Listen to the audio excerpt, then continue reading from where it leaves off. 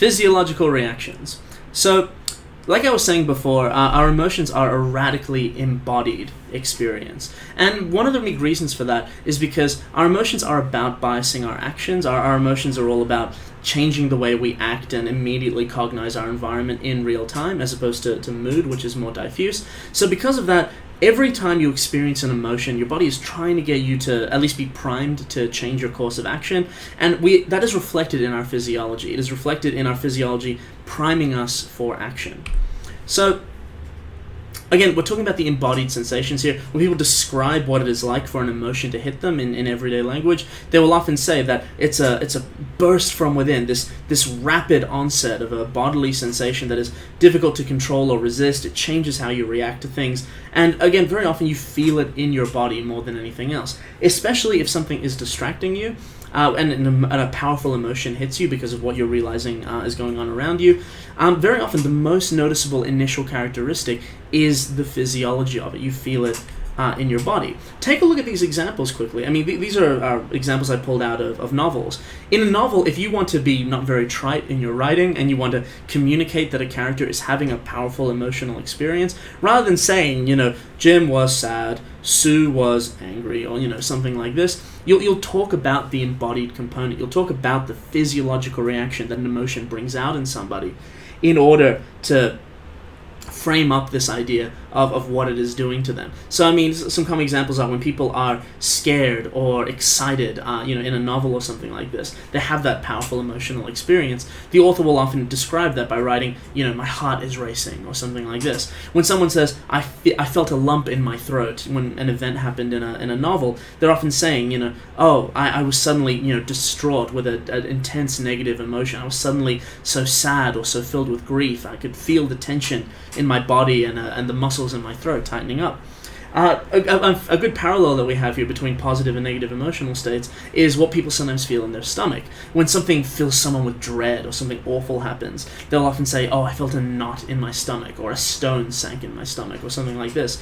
Whereas in old hammy Victorian novels, when people used to write about how, I was in love and I fell in love with the dame when I first laid eyes upon her, you will say, I felt butterflies in my stomach, the light spasms of the muscles around my upper esophagus. They wouldn't say it that way, but you get the idea. My hands felt cold and clammy is often again an expression of dread or fear, or the sudden onset of fear, something like this. And always the Australian classic on this, thought I was going to piss myself, goes one of two ways depending on the context. Either you were super afraid or laughing really hard, or something was really funny. One way or another, the bodily sensation and the physiological reaction is a big part of the trace of what the emotion feels like when it happens for you.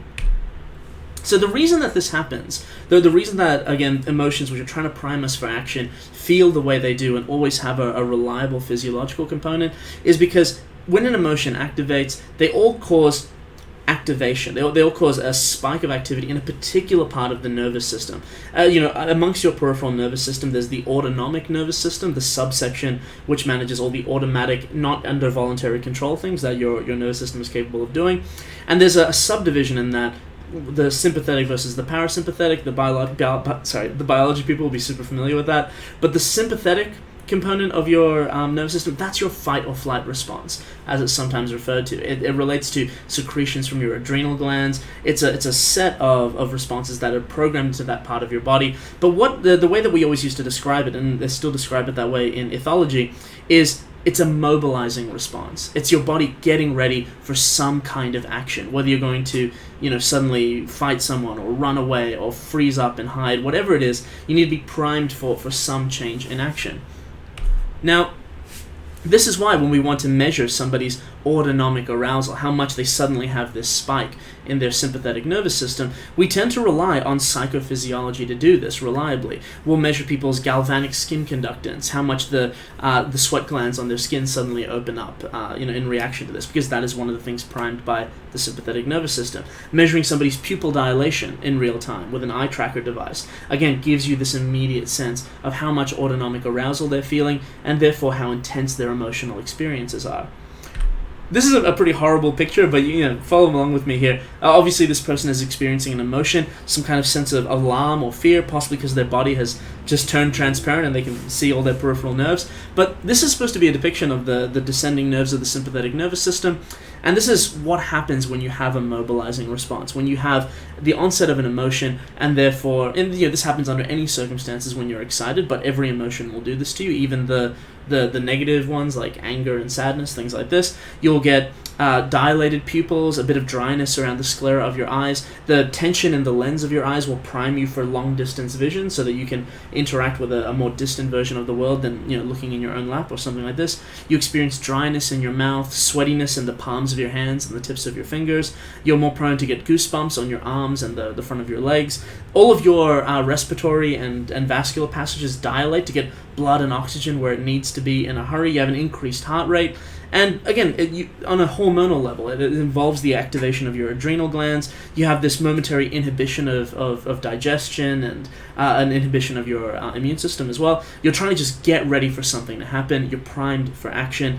Every emotion does this to us. And the harder it does it to us, the more intense our emotions are, the greater this sympathetic response, the greater this autonomic arousal is.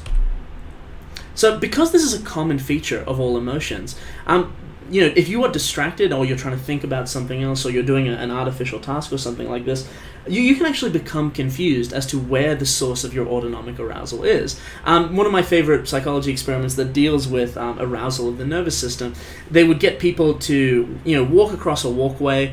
They'll cross paths with another person along the way. They usually do this with straight participants, and they try to gauge the attractiveness of a member of the opposite sex. So you cross paths with somebody, get to the other side, then somebody with a clipboard asks you, the person you crossed paths with, how attractive would you rate them on a scale of 1 to 10, something like this. But there were two versions of this. It was an experiment. One of them was just a normal footpath. You're walking across a university campus. The other variant of it was like this bridge that you're seeing in the slides down here. It's a safe but ultimately rickety and frightening bridge. The experience of going across it will frighten you or make you feel ill at ease. It will raise your anxiety. You'll have an emotional response that feels fleeting as you get towards the other side.